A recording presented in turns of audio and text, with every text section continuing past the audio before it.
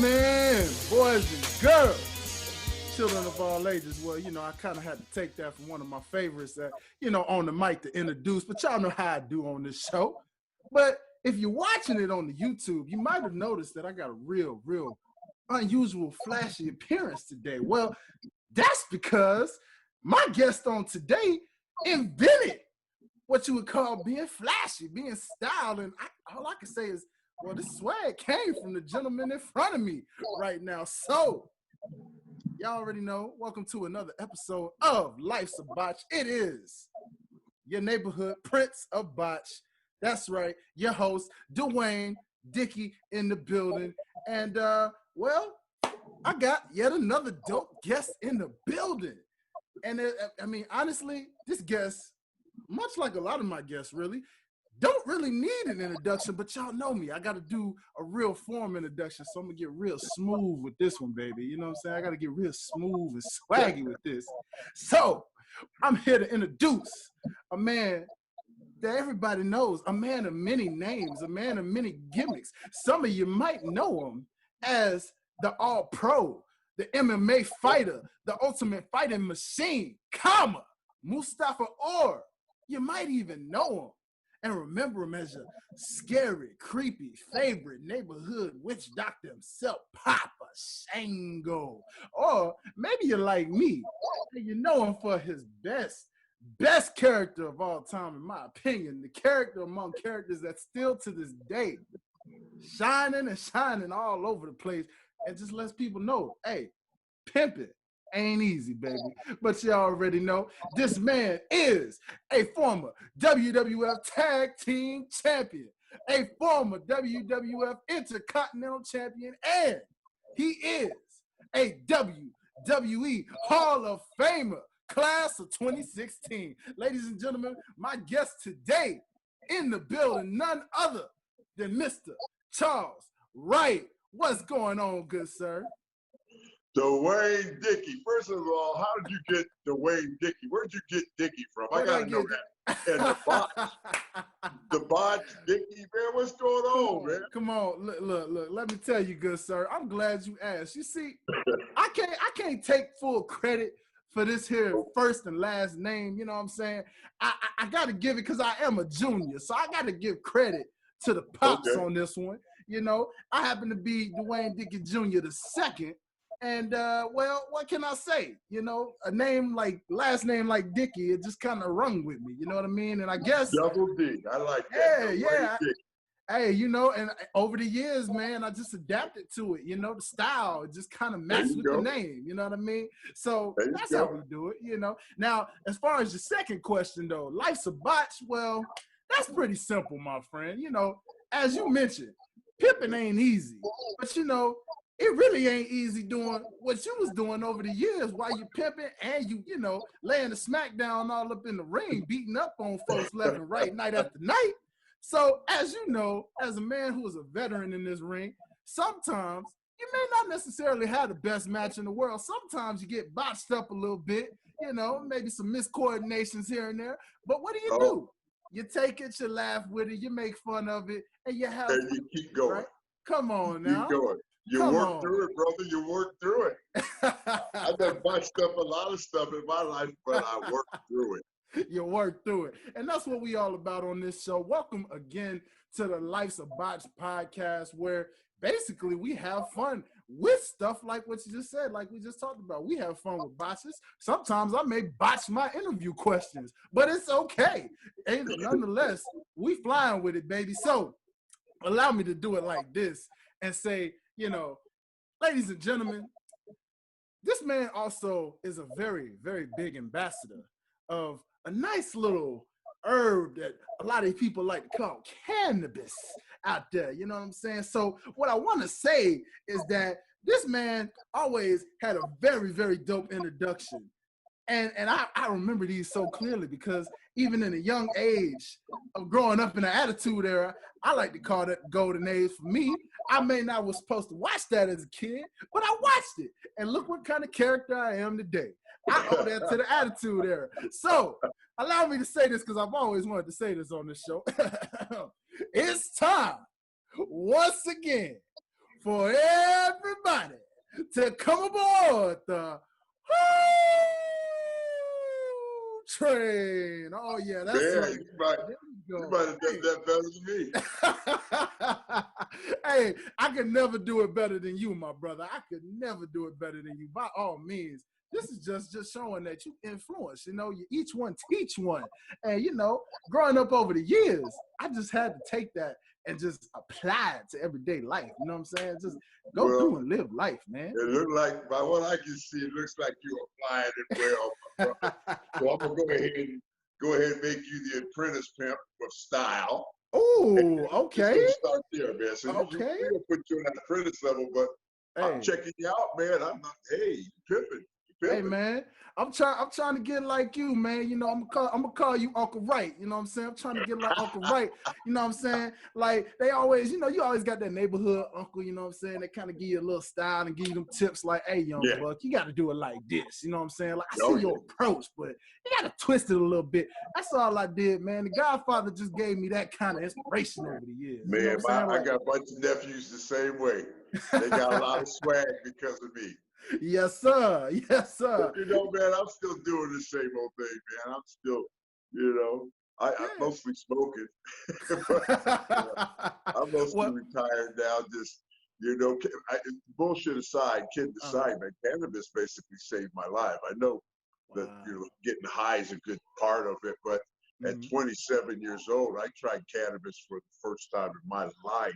Yeah. And it got me off of a lot of pills. Man, I was taking a lot of, I'm not going to mention names, but I was taking all type of pills, drinking a bottle of Jack.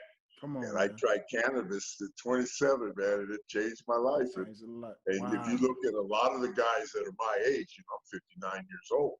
Yeah. If you look at a lot of guys my age, man, they're looking rough, ragged, because they're still doing that same bullshit, taking the pills, drinking, you know, hanging out. Man. And I just smoked my herb and you mellow out with it, right? Hey, that's what I'm talking about. And you know what? It's so crazy that you say that, because you can definitely tell. I mean, you definitely look so great for your age. You know what I'm saying? And I've met wrestlers like over the years, even before I was podcasting. I remember sometimes I would just, when I traveled somewhere, if I was at the airport, I would see like wrestlers and be like, yo, is that who I think it is? And you know, when you see you guys on TV, a lot of times you see them in person, you may not really know us at first sight. You know what I mean? Like, you'd be like, hold up, was that who I thought that was? You know, I remember I came across the Iron Sheik one time, actually. It was like a layover. And I couldn't even believe that was him at first until I saw the flight attendant they were catering to him like, sir, we're a big fan and everything. And I was just like, yo, that's the Iron Sheik. You jabroni. He probably was saying, you jabroni, drink it all, you jabroni. He was, man. He was I didn't know he was as lit as he in real life as he was. Like, it's amazing how you. Yeah, he lit all right.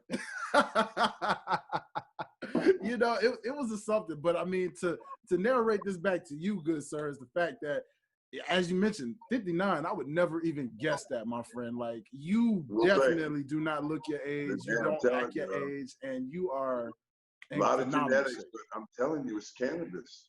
And everybody used to laugh at me, and so many of these dudes that have died, I'm not trying to get serious here, but so many of these guys that have died in the last 10 years, I could tell you what they died from, and I used to try to get them all to smoke, man. I tried to get them to smoke, like that. When I was there wasn't a lot of smokers there. It was drinker and pill takers, but no smokers, very few smokers. Wow. So I made up for everybody. That's crazy though, man. I mean, just, you know, and I would like to know, actually, like, given, you know, the cats of today that's, you know, in today's business, you know what I mean? Like, I've heard different superstars on different podcasts talk about all the time, like people who came up in your era who talk about, oh man, these kids today, they're 10 times better than we were in our eras, because we had parties, we had this, we had all of that, and these guys are like phenomenal athletes, like legit athletes right now, man. They're out here just doing all kinds of things. What are your thoughts on some of the people in the business today's wrestlers? Yeah, you know, as far as like I how they're more acrobats than anything, but you know, a lot of leg slaps and flips and fights. You know, when I came in as Papa Shango, everybody hated on me. I was going to kill the business. I was the gimmick. when the Road Warriors came in, they were going to kill it. I ain't hating on nobody, man. As of athletes, I don't know if they were better now or then. I know they were stronger back then. I know guys probably are. I mean, when I was there, we had 5 or 6 cats that could bench over 500 pounds. I bet you they don't have too many guys there that can bench over 500 pounds now. And we had a handful of guys that could pop 500. You know, it's just different time. Wrestlers seem to be smaller. They do a lot more acrobatic moves. But you know what, man? It's going to be hard to outdo that attitude era, man. You know. Let me tell you, you definitely ain't lying about that, good sir, because as a fan who's a fan of today's time, but also grew up in what you just mentioned, the attitude era, you know, like I'll never forget ever any of those days. The attitude era is a lot like the 90s. I mean, today, even in today's millennium, we still kind of throw back to the 90s and how fun of an era the 90s was. And it's the same case with the attitude era. I mean, everything that was so cool about the 90s is what was so cool about the attitude era. It just all was a perfect mesh. You know what I mean? So it's crazy, you know? You probably couldn't get away with any of that stuff from the Nation of Domination. Could you imagine the Nation of Domination today? You know what'd be funny is they probably wouldn't be heels. They'd probably be baby faces. That's what I was thinking. Been heels, and I'm telling you, man, back then people hated us. I mean, loved it, but people had heat when they heard "We are the Nation." You are right. Some people like this, but people hate us. We had all type of heat, and like I said, nowadays I bet you'd be a baby face if there was a nation. Yeah. You know, it's amazing when I like to think about those type of twists because I went back and watched a lot of the stuff with the nation because at that time, I don't think when you guys were formed, I don't think I was watching wrestling just yet at that time. I might have caught the nation at the latter half because I want to say, I think the exact year I started watching was probably maybe 96, 97, probably, I think. But I do remember like kind of as I got older, kind of looking back at it. And of course now even more thanks to the WWE Network, I'm able to really go back and just watch everything. And like watching you and Farouk and Mark Henry and D'Lo and The Rock and everybody just getting the type of ovations you were getting in a negative heat way. And like you said, it was crazy, man. It was crazy, you know, and every veteran admits, you know, any reaction is great reaction. So back then you guys were eating it all up, no matter what it was. So it was crazy. It was heat. But I never got anything like the Godfather used to get. Godfather just pops like nobody. I see sometimes in the arenas, you always perform in basketball arenas, hockey arenas. They usually have applause meters up somewhere, right? Yeah. And so we, you know, Stone Cold and The Rock, everybody would always kind of see who would get the loudest pop. And I said, you know what I'm gonna do? Because I'd be right there with them all the time. Yeah. So I said, I know what to do. I said, what I'm gonna do is I'm gonna go out first without the girls. I'm gonna get that pop. Then I'm gonna go out without the girls. And people kind of turn on you a little bit. Yeah. I'm like, hold up. Then I would wind up and give the girls their own entrance. And that second pop would be so loud that just about every night I would get the loudest pop. You know, and you were so right about that. Like even before we just got this interview done, I was going back, looking back at some more of your stuff. And I love how that was always something you did like week after week, night after night, because like I saw even one I saw that was in Atlanta, right? And this is where I'm based out of. You know, I'm from Memphis, but I live in Atlanta. Okay. And so I saw where, and it was like throwback too, because, you know, the Dome is no longer around because we have Mercedes-Benz now. So I thought about when they had a Raw in the Georgia Dome, and I thought about how packed, because I remember how big the Dome was. So to think about how packed the fans that Dome was. And when you came out, literally how that Dome just exploded. And like you said, yeah, you did. Like, did I keep coming out with more holes and more holes and more holes? Did. That was a hell of a hole train.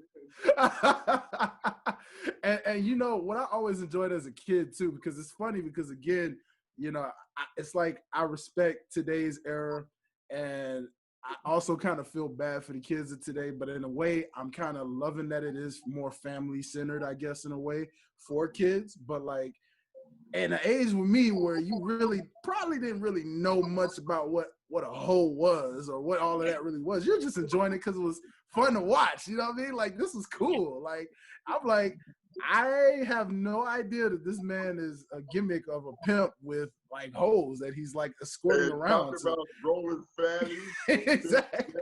light that blood up, dude. I'm sure you've heard of Be Real with Cypress Hill. Yes, yes. Okay, I'm a good friend of mine, and one time he asked me, he's like, "Look, man, how are you getting away with this, man?" And I said, "B, I don't think they know what I'm saying." I used to say, I really don't think they know. I know people are the most do, but I don't think they know what I'm saying because I don't believe I would say some shit on TV, man. And I would press it. Val Venus used to press it too, with what he said. Yeah. And I would press it and offering these hoes for selling hoes, calling yourself a pimp, selling hoes, and pushing weed. Boy, I'm telling you, they need to, I bet you there'll never be another Godfather. No, never. And you have said that totally correct. Now, I'm glad you actually mentioned that because what I have noticed kind of over the years, though, in a way, like I feel like WWE's kind of tried to take I guess the formula of Godfather and like reiterate it over the years. So like, for example, you had like Adam Rose when he had the Adam Rose Express. And it was like, he was like a party express. Come out with some hoes at one time. Yeah, you know, Brodus Clay. Yeah, Brodus. I felt like he was a modern day version of what you were like in a PG era sense, kind of. I felt like, yeah, because you know, Naomi and Cameron, yeah, they were like his dancers that would come out. Yeah, you know, all of that was kind of just. You know why that won't work? Because Ron Simmons would tell you, man, you know why that worked. Because you know what to do with them hoes. See? You call them what they are. You call them what they are. You call them hoes hoes. You ain't making them dances. You calling them hoes. See, that's what I used to say. That's why that shit worked. Because you used to say, Godfather know what to do with them. Now see, y'all don't know. Y'all don't know. Godfather ain't fooling me. Godfather knows. Godfather knows. Yeah. Oh yeah, yeah. I mean, even today, there was one more I thought about, which was you know, No Way Jose. Even he was the most recent incarnation with like how it was like a conga line, like a party style, you know, and like everybody would come out. So every time I would see like someone with a gimmick like that, it would always just bring me back to The Godfather because it was like, well, that's, you know, I mean, because you would have talents, you know, who were probably earning dues, and you would find out, oh, they were a part of that, you know, because there were people like Lita and Victoria who were, you know, evolved, you know, but they started out being like one of your hoes and people wouldn't have known, you know. So I see where the formula is still kind of like around today in a way. Almost all those girls back there, see the divas and the girls, they weren't as evolved as they are now. They were just, you know, there's just a few of them, so they didn't have anybody to wrestle. So that was the only way Lita, you know, Lita was actually doing my wife a favor a couple times and went on TV because the hoes were so ugly. She's like, you know, help us out.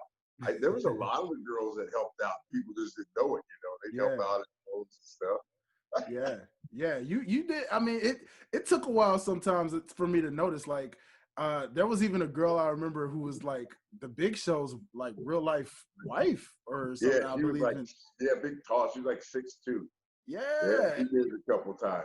Yeah, and I couldn't even believe it. Like it wasn't one time until I saw her. I think when I was a kid, I saw like a Chef Boyardee commercial or something where Big Show was like in a convertible and he was like super big, and I saw her. I'm like, hey, wasn't she one of the Godfathers? So, like, hey, I know her. Like, they had the two blonde twins, the Budweiser girls. They were Godfather hosts. There was a lot of video girls. A lot of the hosts did things because we were getting them from strip clubs at first, but then they were acting up so much that we started getting them from modeling agencies, and the models were just as bad as other hoes. They were all hoes. Man. And then they put it with me early, and I'd get those girls right, man. I'd be like, if you smoke, if you drink, whatever you do, do it. Because we're going to have fun out there, I tell them. I said I get as high as drunk as I could, so they relax and have fun. Then they do anything you tell them to. But I did. Well, I pushed the limit with them hoes, man. Yeah, I see, man. You did, but you always made memorable moments. I still think about like WrestleMania 2000. You know what I mean? Like when they remixed your song and they had Ice-T, you know, and he comes out and he's rapping you guys and like you and D-Lo, y'all just partying. D-Lo, right? Yeah, like man, epic times, man. Like it's just so much. I mean, so much we could talk with you about. You know, what I would like to ask you real quick is before we kind of continue with the Godfather, again, you have always like, I like how you've made fun in a good way of like all of the gimmicks, because a lot of times when people talk about gimmick changes, you were one of the originals that people would talk about, like, man, this man always had a different gimmick every time you turned around over the years, right? And you've always, you know, and I saw your photo shoot that they did on the WWE Network, and you were going through looking at just evolutions of your career. I haven't seen that. I got to see that. Yeah, it was fun to watch. I was really enjoying it, and you were just telling stories like how when you were with Wright to Censor, and you were like, I hated the Good Father. You were like, I hated it. I couldn't stand it. Yeah, it was, you know, but it was something that they just, you know, and even that was a stable. It was because the Godfather, Charles Wright, Godfather are the same person. If I'm a pimp or not, that doesn't even matter. Okay, because I've had the strip clubs. I just sold one of my strip clubs. Been dealing with hoes all my life, so that's not important. But that personality and that craziness and that silliness, that's just my big silly ass. I would be silly if I was high, if I wasn't high. So it was just me having fun. And it wasn't scripted. They had no idea what to write for me. So I just would get time and I could say and do whatever I really wanted to do. But, you know, just a good character, man. But when I became the Good Father, it was a shoot. Because how the hell you go from being yourself every day, and you're yourself 24 hours a day, and you're yourself at night, and you're smoking weed with everybody, and you're partying with these hoes, and all the boys and all the hoes, and it's always like that. To bam, one day Rich calls you in the office and says, Charles, change the plans. I'm like, change the plans? And he goes, well, you're going to wrestle somebody tonight, and you're going to lose, and we're going to put you in the right to censor. I'm like, so there's no Godfather no more? And he kept talking and talking. I just kept saying, so there's no Godfather no more. So you're saying this? He's like, yeah, there's no more. God damn it, there's no more Godfather. He was like, we're gonna try to run this, make fun of this PT, whatever group, A group, whatever it's called. And he goes, after a while, we'll bring you back. But at that time, they were changing. They went from the network, from cable to the network. They had got different sponsors. They were starting their PG push. They were getting rid of the puppies. They were getting rid of the suck it. And the one that they were after the most was me, the Godfather. Because, like, Jesus Christ, he's selling hoes. He's talking about smoking weed, rolling. Oh my God, who is this guy? And then they tried to bring me back later on in life, but it was just Godfather light. And I couldn't call myself a pimp, and I couldn't call them hoes, and it just didn't work. And I was happy. But let me tell you why it was so many gimmicks real quick. It's because I always had the strip club. So I always made good money in the strip clubs. So wrestling for me was the way to get away from the craziness of Vegas and just go have some fun. Because I've always been a crazy motherfucker, so I fit in perfect, right? Yes, sir. And so when I wasn't having fun, I would leave. And I was going through a Papa Shango. I'm sure on that photo shoot I talked about, I was going through a bad divorce. And I was in a bad place. And I wasn't this nice, friendly guy you're talking to. I was more the biker bear, mean motherfucker. And so Taker basically said, dude, you gotta go home, man. You can hurt somebody. So I'd go home, and after a while they'd call me and say, you want to come back? I'd be like, no. And they're like, okay, well, we got this UFC gimmick, and you could ride a Harley. And I'm like, okay, I'll come back, because I was a Harley guy. And then I wasn't having fun, I would have left. And they'd bring me back again. And I was getting ready. That was just, when I wasn't having fun, I had another source of income. So I had the liberty to leave. And that's why it was always cool for me because I'd come back. If I didn't like it, I'd think, Vince, I'm out of here. And he would just laugh at me. Vince is so cool with me. It's not funny. Yeah, yeah. You could tell that. You can always tell a lot of times, like, Vince is super cool with me.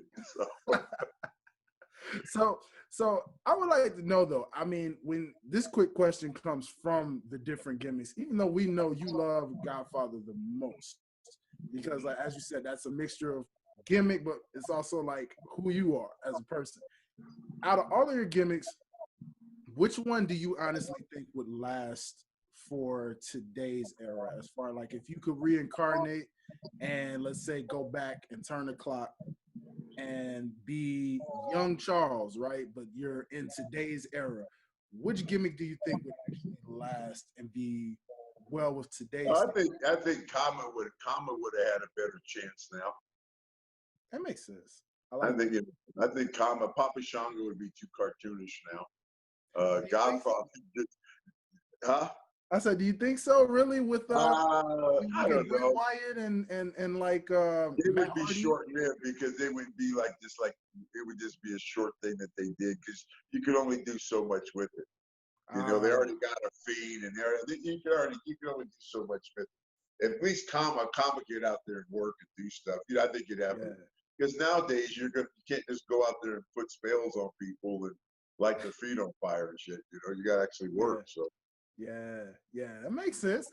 I was thinking that too a little bit when I thought about the gimmicks. I was like, we already know the Godfather was total attitude era, so that would have worked anytime, right? Yeah, we were like, we can't use him today because he'd be a heel for the wrong reasons, and they'd be like, oh no, we got to get him off. Oh yeah, I didn't think they probably turn on me now.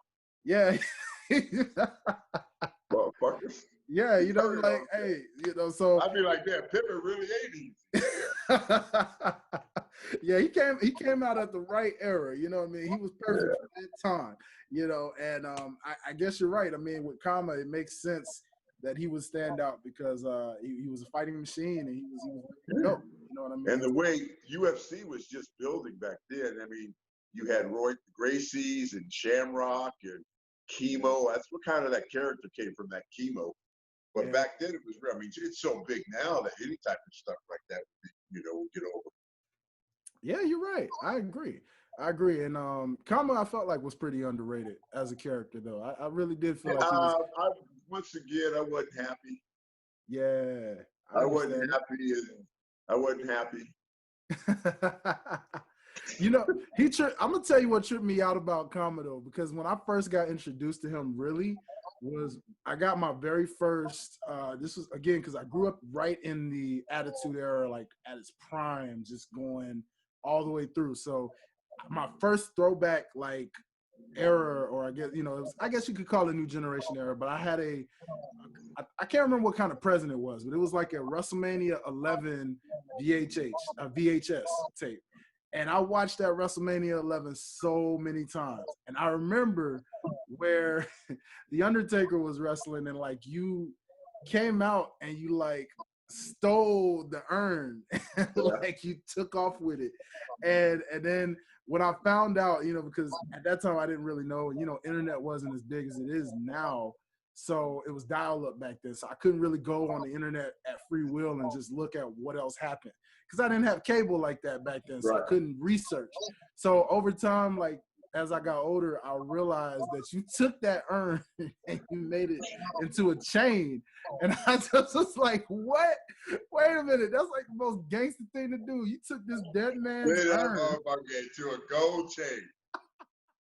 Oh man, like what? Who does that? You know, like, yo, this man was really doing some things, and that's why I felt like Kama was kind of underrated in a way, especially when he got into the Nation, and it just was like, okay, now we really finna let loose because it's a whole different version of Kama. Like, yeah, I mean, that Nation was there to build the Rock. Yeah, yeah. But hey, you know, I had a good time. I was part of that, and it's just, you know, the Godfather. We developed the Godfather out of that, so it's all good. The Nation was cool, though, man. I had a good time with the Nation. It was. You could tell you guys had it. I never met Ron. I knew who Ron was, but I never met him until the Nation. And then to this day, man, he's one of